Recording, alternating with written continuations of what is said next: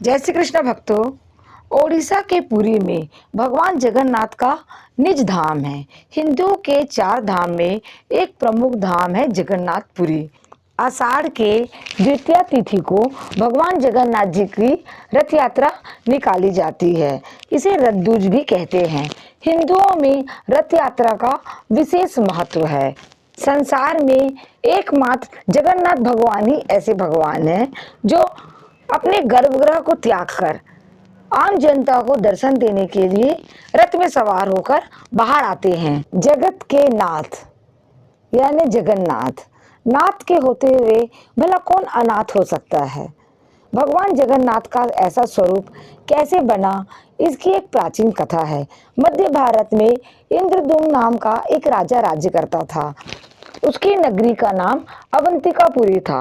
वह भगवान विष्णु का परम भक्त था और भगवान विष्णु के दर्शन के लिए हमेशा लालायित रहता था। एक दिन एक ऋषि उस नगर में आए और राजा से मिलकर बोले, हे राजन, तुम्हारे नगर में गुप्त रूप से कोई नील माधव की पूजा अर्चना कर रहा है। अब तुम्हें पता लगाना है कि वह नील माधव कहाँ है, किस प्रांत में है।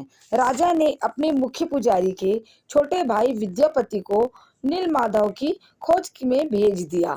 विद्यापति ने अपने गुप्तचरों के माध्यम से नील माधव का पता लगवाया। उन्हें मालूम हुआ कि सबर जाति के मुखिया विश्ववसु ने एक गुफा में नील माधव को छुपा कर रखा है।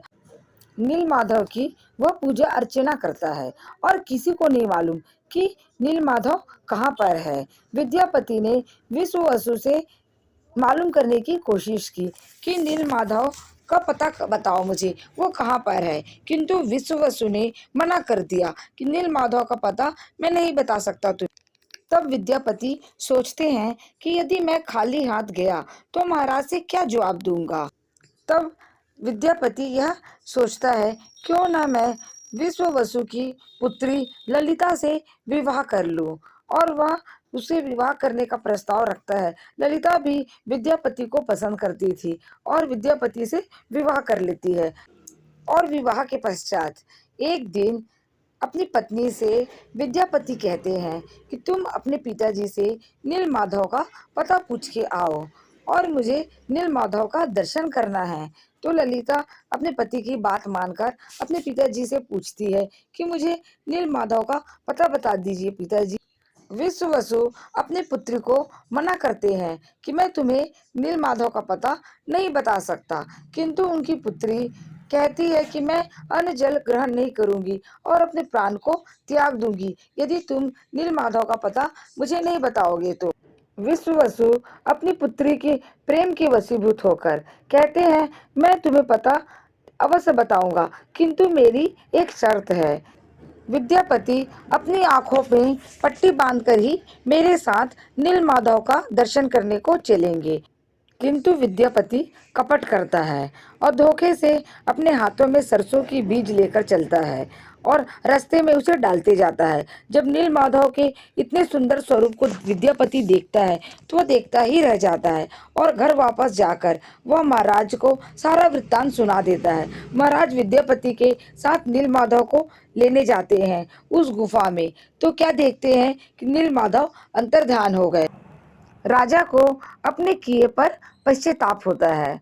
उधर सबर जाति के मुखिया को विद्यापति ने धोखा दिया तो विश्ववसु विद्यापति से नाराज हो जाते हैं। उधर भगवान राजा को स्वप्न में कहते हैं, अब मैं तुम्हें नील माधव के रूप में नहीं मिलूंगा, किंतु सागर में एक लकड़ी का लट्ठा तैरता हुआ आएगा, उनसे तुम मेरा स्वरूप बनवा लेना और एक भव्य मंदिर का निर्माण करो।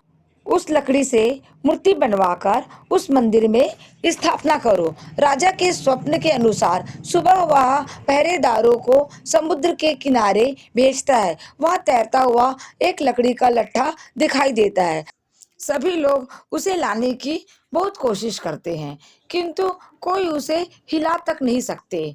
फिर सबर जाति के मुखिया विश्ववसु को बुलाया जाता है, जो कि नील माधव का परम भक्त। विश्व वसु उसे एक हाथ में उठाकर ऐसे ले आते हैं जैसे कोई हल्की वस्तु हो। सब आश्चर्य करते हैं।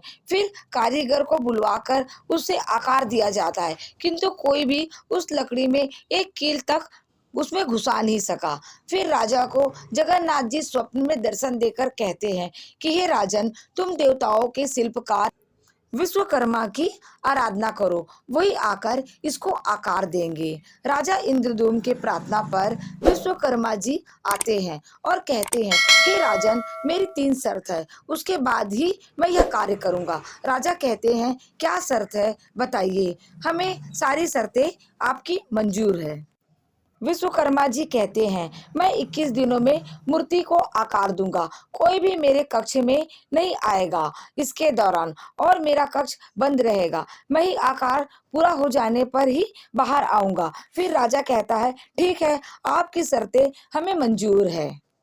15 दिनों के पश्चात छेनी, हथौड़ी और लकड़ियां की आवाज आना बंद हो जाती है। तब रानी गुंडीचा देवी अपने पति राजा इंद्रद्युम्न से कहती है कि वह बूढ़ा है, बिना खाए पिए 15 दिनों तक अंदर कमरे में बंद है, कहीं वो मर तो नहीं गया। दरवाजा खोलकर देख लेते हैं।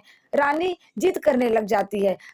राजा कहते हैं, कारीगर की यही शर्त है, किंतु रानी कहती है, यदि वह मर जाएगा तो हमें पाप लगेगा, इसलिए हमें खोलकर देख लेना चाहिए। और दरवाजा खोल देते हैं तो क्या देखते हैं, जगन्नाथ जी, सुभद्रा जी और बलभद्र का विग्रह अधूरा बना हुआ है और विश्वकर्मा जी अंतर्धान हो जाते हैं। राजा बहुत निराश होते हैं कि विग्रह तो अधूरी ही बनी रह गई और उदास हो जाते हैं। तब रात्रि में जगन्नाथ भगवान राजा को स्वप्न में कहते हैं, अब से मेरा यही स्वरूप रहेगा और इसी की पूजा होगी, तुम इसको प्रतिष्ठित करवा दो।